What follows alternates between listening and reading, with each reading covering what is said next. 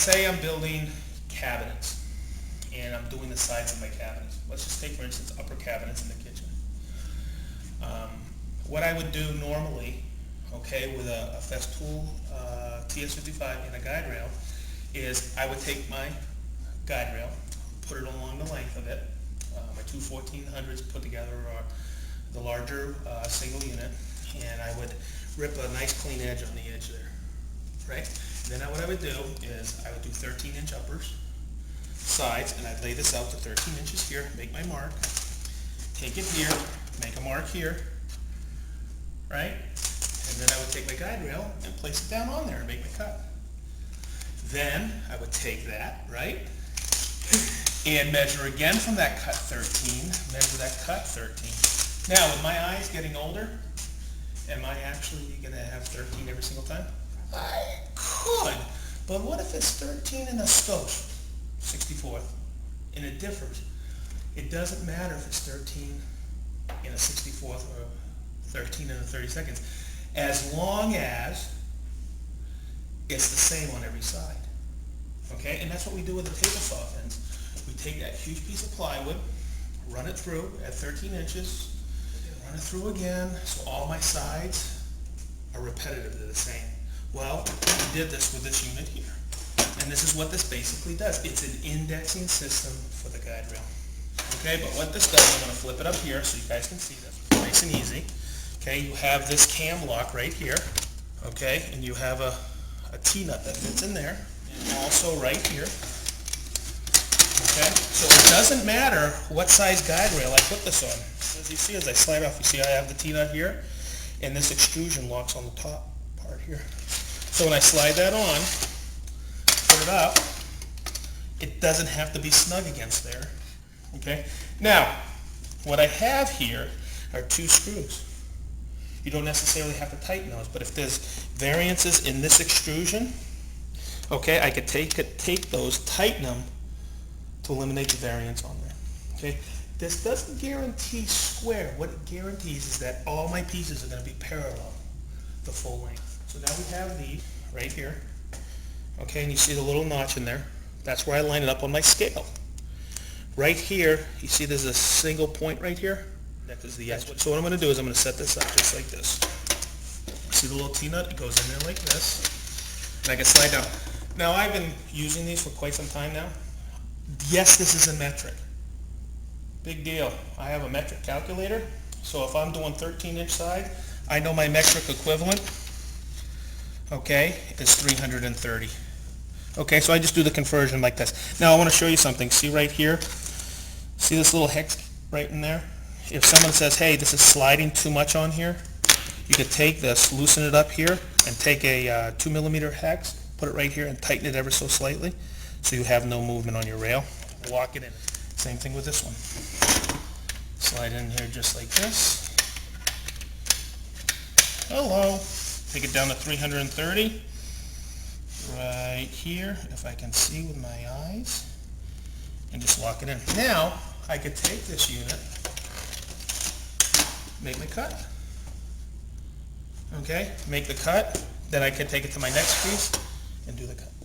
All my sides are going to be 330mm no matter. I'm going to have a square box is what I'm getting at.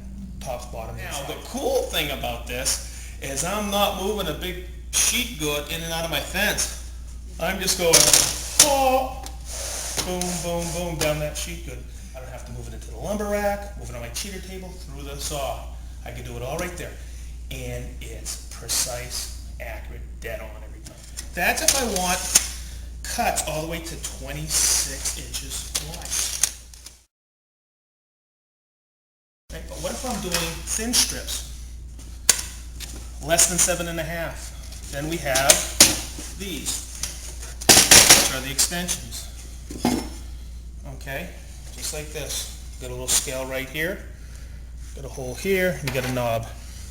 So when I line those up, whoopsie, the other way, you always got to make the scale, sure the scale is on the inside. You just register it like this.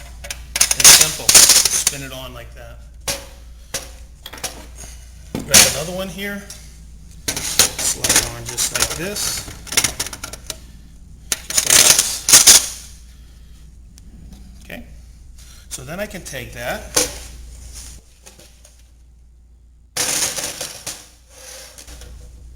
and now I can cut thin strips.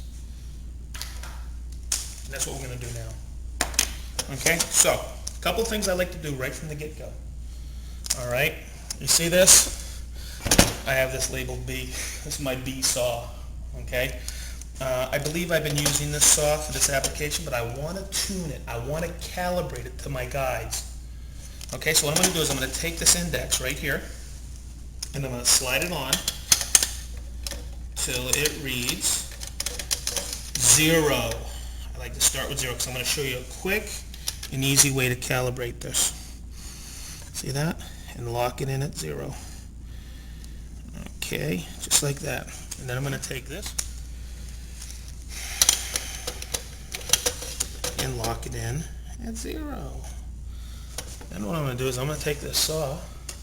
What I like about this saw is I can do what? Lock it right in, can't I? And I'm going to take it just like this. Okay, and then I'm going to take a pen or a pencil.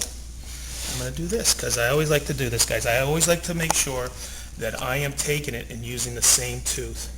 So I'm going to mark that tooth, so I use the exact same one every time. And I'm going to use that. I put a little X right there. So what I'm going to do is I'm going to slide that in, and when X hits that, which it is, okay, I know it's dead on to that mark. So what I'm going to do is I'm going to take it to the next one, and remember that tooth I had. Where are you? X right there. Ooh, see how that's a little tight? Wow. See how it's a little tight right there? So what I'm going to do is right in here, I always have a tool on board on my saw, right? And that's reading 0. Look, see this right here? I loosen it here. I loosen it here. So I have plenty of room. So I'm calibrating, right? I take it and I move it right to X. Where are you, X? There you are right there. Pretty cool, huh?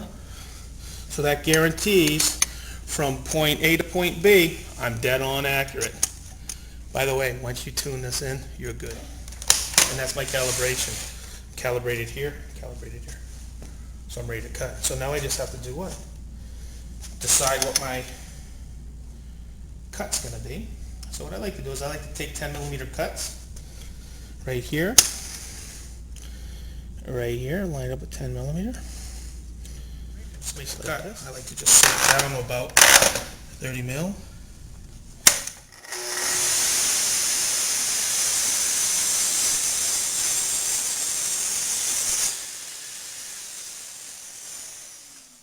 Okay, now what I'm going to do is there's one piece. Okay, now what I'm going to do is take it to the next piece. See how quick that is? All right, take another cut.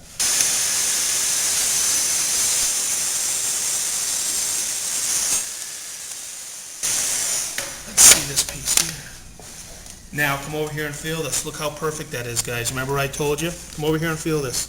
It's absolutely perfect. See this? Isn't that neat? Mm-hmm. That's how it works. And it's like that every single cut. Now I've compensated by calibrating 2.2 for the curve of the blade, every blade, and I get a perfect cut. That's how that works. Now, what if from this scale here is not dead on? See this right here? That little screw right there? I can recalibrate it for that as well. I just loosen this and I have a little bit of play in here, calibrated by taking my star here at 400 and bringing a tape right to the edge here of my guide rail. Pretty cool? Cool.